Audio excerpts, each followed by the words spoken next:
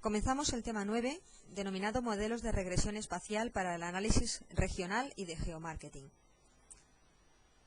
Este tema forma parte, junto con el tema 10, de la parte tercera del temario de Econometría 1, que es la parte de aplicaciones del modelo básico de regresión lineal.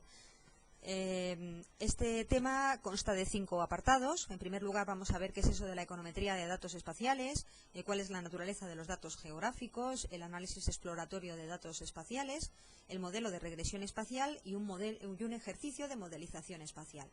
En cuanto a la econometría de datos espaciales, pues hay que decir que esta econometría existe como tal debido a la naturaleza de los datos geográficos y debido a que, bueno, pues hay una unión, una simbiosis entre lo que es la geografía y muchos conceptos geográficos y, bueno, lo que es la economía y el marketing. Entonces, allí donde la economía utiliza la geografía o la geografía utiliza la economía, hablamos de geografía económica o de economía espacial. Y en el caso del marketing, pues hablamos del geomarketing o micromarketing, que es una especialidad que está muy en boga ahora. ¿Qué es esto? ¿Qué sería un estudio de mercados territoriales, un estudio espacial o geográfico? Pues ante todo es un sistema que está integrado por datos, programas informáticos, métodos estadísticos y econométricos que, como cualquier otro análisis global o de investigación de mercados, pues están orientados a la obtención de una información útil, tanto para la empresa como para una institución pública. Y como bueno, ya hemos dicho que la peculiar naturaleza de los datos geográficos hace necesaria una especialización. Esto es lo que hace que nazca una especial econometría, una especial estadística o una especial marketing, por así llamarlo, estudio de mercados. Esta especialización lleva a tener unos conocimientos específicos de lo que son los datos espaciales, de lo que es el software, los llamados sistemas de información geográfica, lo que es la estadística y la econometría espaciales, etcétera, etcétera.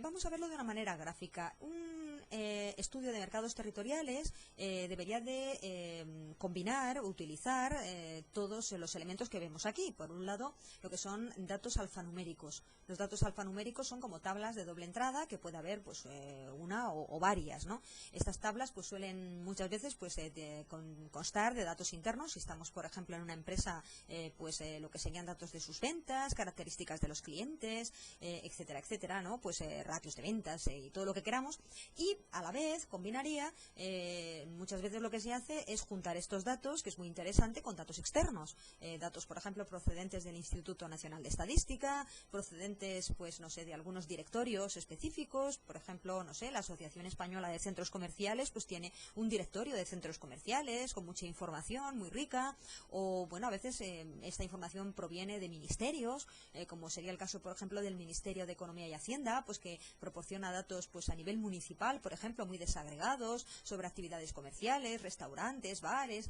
etcétera, etcétera. Pero todo esto si se refiere, por ejemplo, pues no sé, a municipios, a provincias, está bien verlo en una tabla, pero en una tabla nos perdemos, porque muchas veces presentamos las provincias por orden alfabético y eso pues no nos dice mucho. Qué interesante sería ver todo esto en un mapa, claro. Entonces necesitaríamos una cartografía digital o un mapa digital para poderlo ver dentro del ordenador y para poder juntar los datos alfanuméricos con esta cartografía digital, ¿no? Y poder explotar esta información.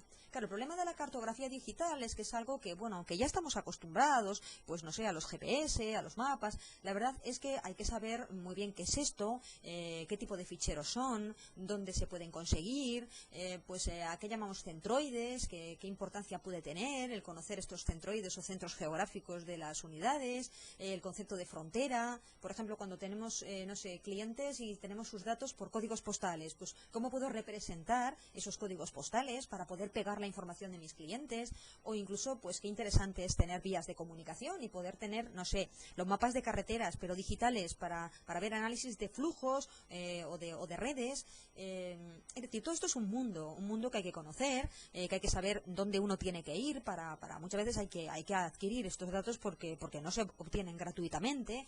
En fin, como estábamos diciendo antes, todo esto requiere de una especialización. Luego no digamos cuando hay que trabajar a destajo con estos datos, sobre todo los externos, que según de qué fuentes se provengan, qué organización te haya proporcionado la información, a veces pues tienes que hacer una labor de consistencia, de limpieza de datos, de integración, de normalización y sobre todo lo que es el acto o la acción de geocodificar los datos, que luego lo veremos, es decir, cómo pegar los datos alfanuméricos al mapa para que funcione todo conjuntamente y yo pueda ver mis datos en una cartografía digital.